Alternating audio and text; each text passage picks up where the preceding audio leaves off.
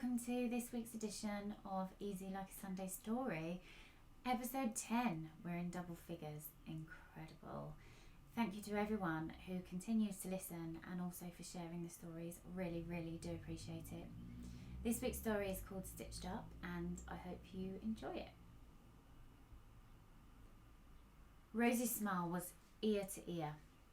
She kept removing the beautifully embroidered rosette from her chest so she could look at it again. She couldn't believe it. She was this week's Bobbin Boffin. That meant that for this week at least, she was the best one in the competition. She'd stood out, impressed the judges. It put her in a really strong position going forward and helped her with her fumbling nerves.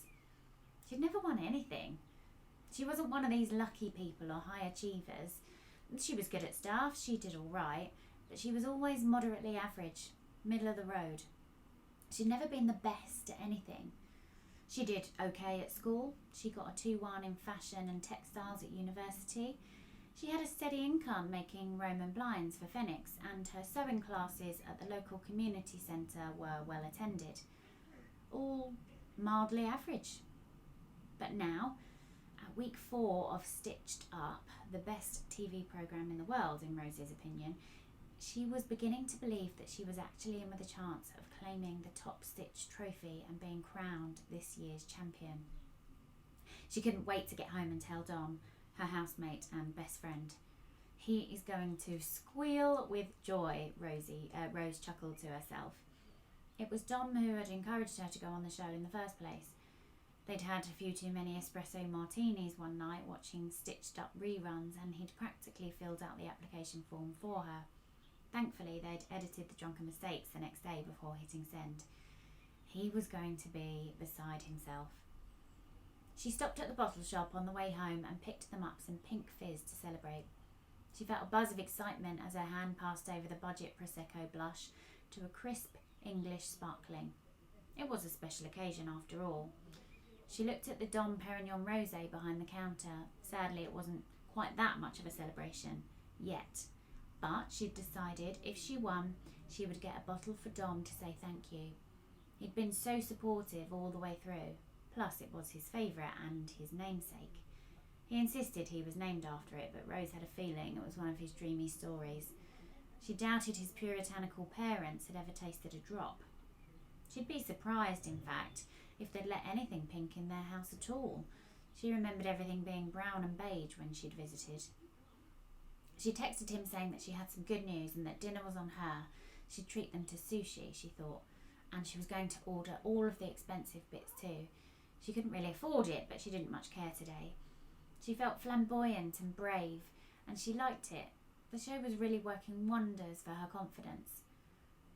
Dom was back late, and Rose was absolutely starving. He was also a bit tipsy when he got in, and she was disappointed that they were on slightly different vibes. He'd had a really tough day at work. He was a product developer for an Alexander McQueen fashion house. Dream job on one hand, but Dom had a few horror stories up his sleeve about the pressures and stresses and egos.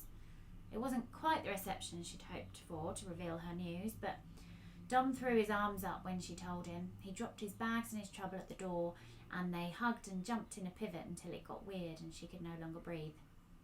They popped the cork, feasted on sushi, and talked about the semi-final. Okay, what's the brief? Dom asked, throwing a wasabi-topped maki roll in whole. 70s chic, Rose excitedly replied, raising her pink glass as if she was proposing a toast to it. Dom's eyes watered from the wasabi and the sensation momentarily raised him off his chair. Oh my god, amazing. You have to go maxi dress. Bold prints, elegance, glamour, freedom. It will be glorious. Rose loved that Dom loved all of this just as much as her. She could see he was brimming with excitement, and he was so good with the ideas. Yeah, I was thinking maxi dress too. The other part is that we have to use recycled materials, Rose added. Well, finally that tedious curtain contract at Phoenix has paid off. There must be loads of old drapes lying around that you can dolly up. You can even use one of the curtain rings to make a belt. Oh, they'll go mad for that. Yes, Dom, you're a genius. You're wasted doing such a technical role where you are. Bet they have no idea that you're a design mastermind. Down your drink. The penalty for mentioning that place. I do not want to even think about it until Monday morning. Come on, rules are rules, Dom said playfully. He was very good at avoiding things he didn't want to talk about. It's the crisp English sparkling, Dom. I'm not licking it. It's too civilised to come out of my nose, Rose protested. Nonsense. That's why it's called Chapel Down. They fell about laughing. Rose felt really happy and excited and raring to go for her next challenge. They spent the evening sketching designs and brainstorming her masterpiece. The week flew and the challenge was upon her before she knew it. She'd had a fantastic practice at home that week, and after a few trial and errors, she felt confident going into the challenge. Annabelle next door was a similar size to the model Rose had been assigned to on the programme, so she'd been able to come up with a pretty good template for the show.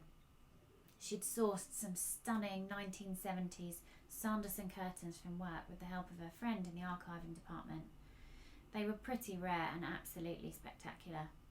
There was no way in a million years she would have been allowed to take them for any other reason, but she'd been given permission from the CEO on condition that Phoenix were mentioned on the show and in the credits. It added to the pressure. She had to do them justice and there was no room for error, but she knew she could do it. It was the first time in her life, probably, that she believed in herself like this. The fabric actually added to her confidence. Its beauty couldn't be ignored, and it screamed yes in answer to the brief of 70s chic. Stylish jungalow palm leaves in blue and creams with flashes of burnt coral. She doubted very much that anyone else would have been able to get their hands on anything quite so exquisite. Of course they were judging her design and workmanship, but the fabric would get their attention and the finished piece would be to die for. Clock ticking, prep completed, and the interview to camera about the design was going well. Alexa Chung had been briefed. So Rose, we understand you've got some real vintage designer material this week. Tell us about it. Rose explained that it was from some Sanderson curtains gifted to her for the show by Phoenix.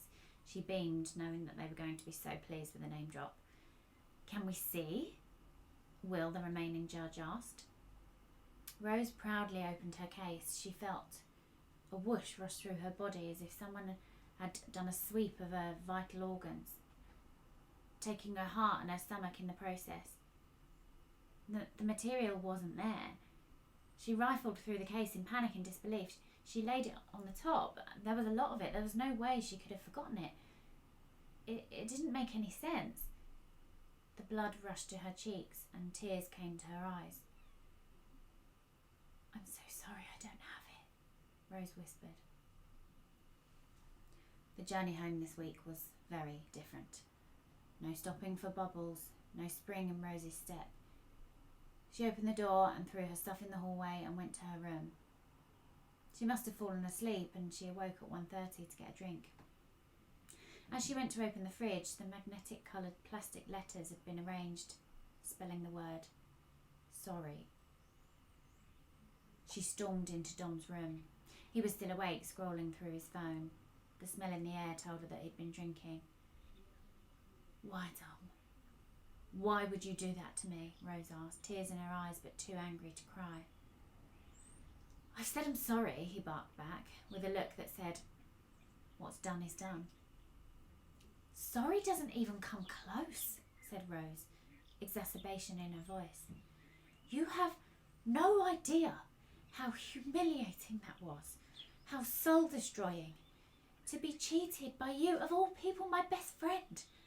I would never do that to you. Well, it never would be me, would it?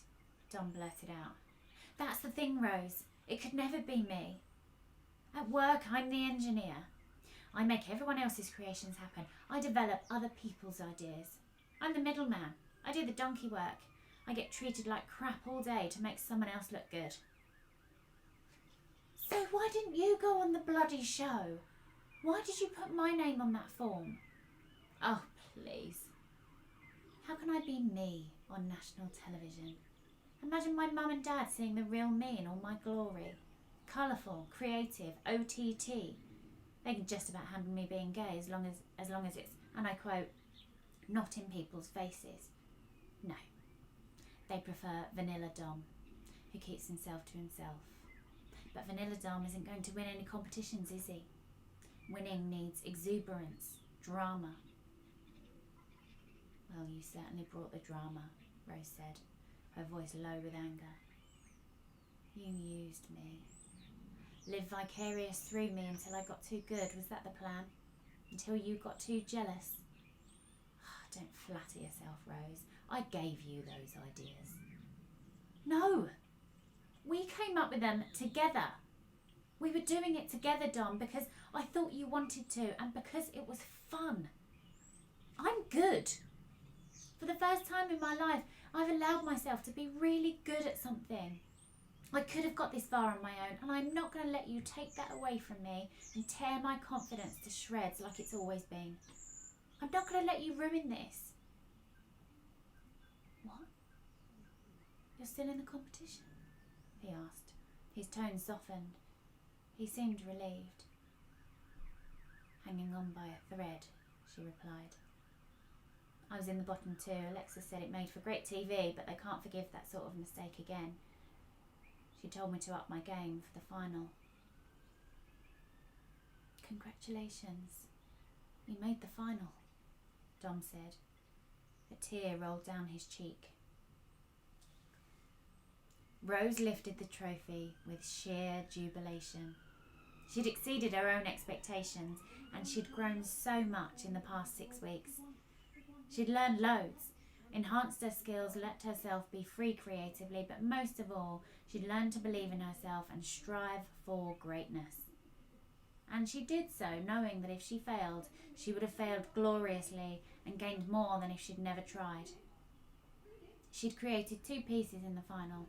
Her electric blue 80s jumpsuit with cascading tiers of fabric won Alexa's heart, and she actually asked Rose to commission something similar for her for a red carpet event. But the showstopper was a disco cabaret style outfit, complete with a feather headdress that was 2 foot high and a bodice made of 1,000 sequins. The model wore silver roller skates for added theatre. The finished article was a cross between the Follies and Starlight Express. It was staggering. Alexa handed Rose a huge bouquet of flowers to go with her trophy. Congratulations, Rose. You've shown a flair and passion we've never seen on this show before. You have a talent, a work ethic, and an ability to cope with anything that's thrown at you. You really are deserving of this year's Top Stitch trophy, a worthy champion. Would you care to say a few words?